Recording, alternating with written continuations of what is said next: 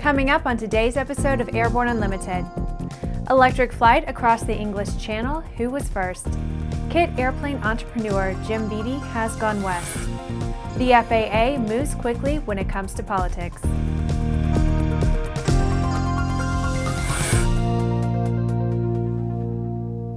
I'm Bree Cross. It is July 13th, 2015, and this is Airborne Unlimited.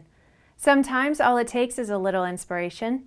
ANN received an email from Pipistrel USA Master Distributor Michael Coates saying that while the Pipistrel Alpha would not be the first electric airplane to cross the English Channel, neither would the Airbus EFAN aircraft, which completed the round trip Friday. As it turns out, that distinction went to French pilot Hugues Duwal, who crossed the Channel from Calais, France to England and back in his single-place electric Cricri E crystalline aircraft just hours before Airbus made the attempt in the other direction in the EFAN. Coates tells ANN that Duwal made the attempt after learning that Airbus had blocked Pipistrel through an arrangement with Siemens, which manufactured the electric motor aboard the Pipistrel Alpha airplane. There was just one small detail that is allowing Airbus to also claim a piece of history. The UK newspaper The Telegraph reports that Duval's Cricri was towed aloft by another airplane like a glider. Of Duval's accomplishment, it is reported an Airbus spokesman said Duval's crossing, quote, would not count because we understand he set off from another plane, end quote. Serving of sour grapes, anyone. One of the icons of the home building community has gone west. The Bede Company said in a notice posted on its website that Jim Bede passed away July 9, 2015, as a result of an unrecoverable aneurysm suffered at the Cleveland Clinic in Cleveland, Ohio.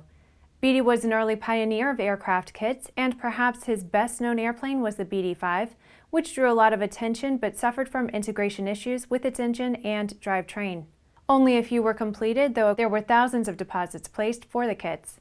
The jet version, the Bede-5J, can still be seen occasionally at air shows and often appeared in movies, notably one James Bond film. But Bede created other designs as well. The high-wing Bede-4 has been popular, and kits and parts are still available. Bede also designed the Bede-1, the airplane that would eventually become the AA-1 Yankee. The Bede-1 eventually grew into the Grumman American line of 2- and 4-place American airplanes that can still be found flying today.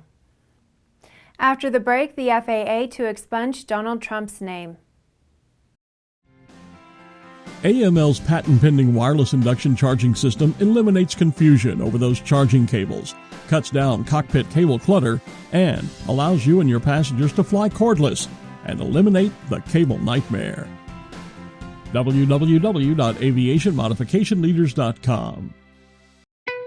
There's a difference between charting a steady course and pushing for the ceiling.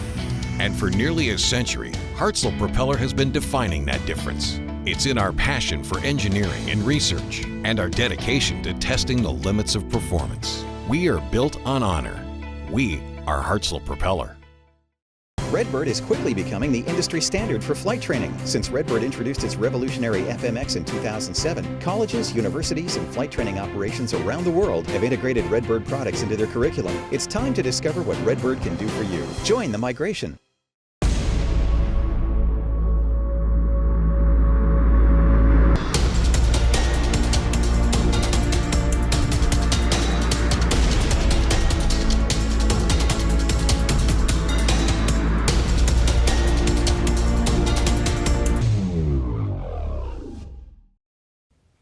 Welcome back. If you would like to be a supporter of Airborne Unlimited, send an email to jim@aero-news.net. While many, including ANN, have chided the FAA for moving too slowly on important issues, someone must have lit a fire under the FAA on this issue of political comments. The flap over illegal immigration comments made by Republican presidential candidate Donald Trump has filtered all the way down to the FAA, and it appears they are going to take action. In the world of GPS instrument flying, aerial waypoints, also referred to as fixes, are identified with 5-letter codes. It is quite common for these codes to appear like words of people's names, places, and things. Such is the case at Palm Beach International Airport in Florida. It's been reported that the fixes identified as Donald Trump and "You Fired" at Palm Beach International Airport will be changed to comply with what the FAA must consider as political correctness. No mention was made as to whether or not the Ivanka 1 departure procedure would also be renamed. FAA spokeswoman Laura Brown said in an email to the Washington Post that the FAA generally chooses names that are non-controversial and that the process of changing the names is already underway. Each week we share with you an online video that one of our viewers found especially entertaining. We call it our Aero Video of the Week.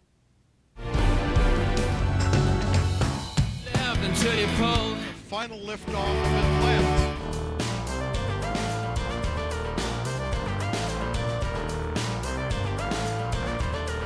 AgustaWestland is known for their line of superior helicopters, but in this video you'll see them moving in a different direction with a unique flying machine. Search Project Zero Flying on YouTube. After these messages, the Aviation Gateway Park is new at AirVenture. The KSN 770 is an affordable, WAS-enabled integrated MFD with a flexible hybrid user interface from Bendix King. Get your fingers on the 770's perfect blend of touchscreen and hard buttons. Easily control your GPS navigation, NavCom, weather, traffic, and terrain in any condition. For more information, go to bendixking.com. Concorde's recombinant gas RG series sealed battery technology produces a high-performance battery with the advantages of being pre-tested and fully charged at the factory. Find out more about Concorde's entire line of batteries at www.concordebattery.com. Concorde, the heart of your aircraft. Now certified, Aspen Avionics single-band ADS-B ATX100 and ATX100G transceivers are the next-gen ADS-B solution that provides the features pilots need while keeping flyaway costs low. Check it out now at aspenavionics.com. Sandia introduces the new SAI 340 Quattro TSO'd airspeed, attitude, altitude, and slip. With integral backup battery, safety never looked so good. See it now at www.sandia.aero. Welcome back. With so much news coming out of the aviation industry, we're summarizing some other interesting stories in a brief segment we call Around the Patch.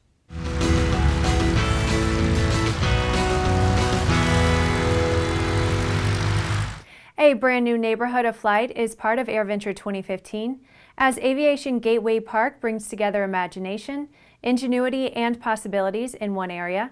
Aviation Gateway Park and its 4 different venues introduce exciting flight innovations, new technology, and aviation-based startup companies. Good clean fun with an experimental and educational twist. That's how the CAF describes an appearance by vintage Warbirds in a community. The CAF is now taking bookings for appearances for next year's summer tour season. Viking Air Limited of Victoria, British Columbia has named Sierka S.A. of Batoga, Colombia, as a sales representative for the Viking Twin Otter Series 400. Sierka is the largest air charter company in Colombia, operating a fleet of 30 jets and twin turboprop aircraft. According to a market research report, the total commercial UAV market was valued at $15.22 million in 2014. This market is expected to reach $1.27 billion by 2020. The market includes unmanned air vehicles that are being developed for commercial applications. The Helicopter Association International has put out a help wanted sign for a Director of Safety. The Director of Safety is responsible for developing safety initiatives and for managing existing initiatives for HAI members and the international helicopter community. Well, that's our trip around the patch. Now let's move on to the rest of the news. In this report, we find that what was once considered a very versatile helicopter may be placed back into production. During the 7th International Maritime Defense Show, which was being held in St. Petersburg, Russia earlier this month, Russian helicopters announced potential plans for the renewed production of the unique amphibious Mi-14 helicopter. The multi-role helicopter can land and taxi on water and also take off from water.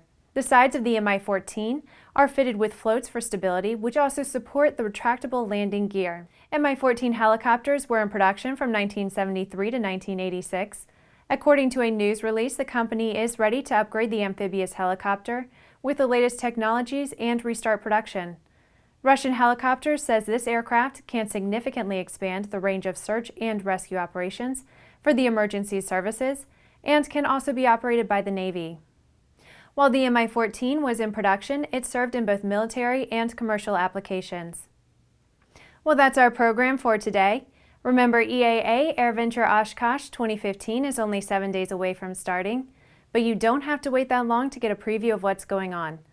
On the evening of Saturday, July 18th, you'll see the first broadcast of ANN's AirVenture Innovations Preview. Working in concert with EAA, you'll see a special program produced by ANN that will introduce you to aviation's innovations to be introduced at AirVenture this year. Be sure to join us at www.oshcast.net, www.airbornetv.net, or www.eaa.org on Saturday. Remember that Airborne Unlimited is streamed daily Monday through Friday, with additional breaking news bulletins for important stories that fall outside of our normal deadlines. But when we are at EAA AirVenture, our coverage expands with even more news and videos. ANN is riding in the fast lane as we expand our overall coverage, and we welcome you to ride along with us. Thanks for watching. We will see you tomorrow.